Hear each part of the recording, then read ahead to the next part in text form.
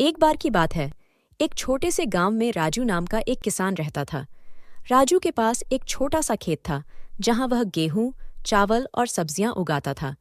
वह अपने परिवार का भरण पोषण करने के लिए हर दिन बहुत मेहनत करता था। एक साल क्षेत्र में भयंकर सूखा पड़ा और राजू की फसलें मुरझाने लगीं और मरने लगीं।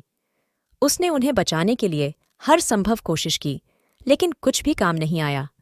वह जानता था कि अगर उसे जल्द ही कोई समाधान नहीं मिला तो उसके परिवार पर संकट आ जाएगा। एक दिन राजू ने एक शक्तिशाली जादूगरनी के बारे में सुना जो पास के जंगल में रहती थी। जादूगरनी जादुई शक्तियों के लिए जानी जाती थी और सूखे मौसम में भी बारिश करा सकती थी।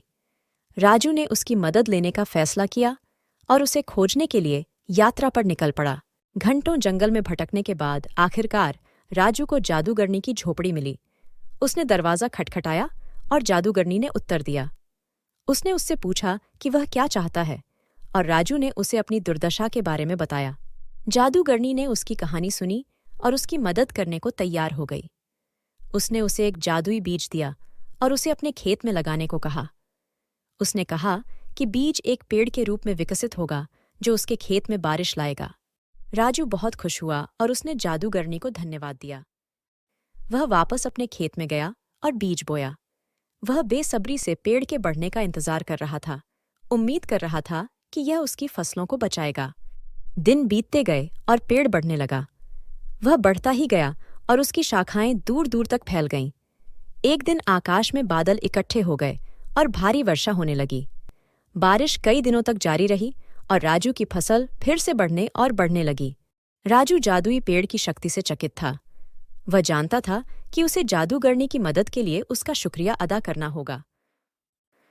वह उसे फिर से खोजने के लिए निकल पड़ा और कृतज्ञता के प्रतीक के रूप में अपनी कुछ बेहतरीन फसलें लेकर आया।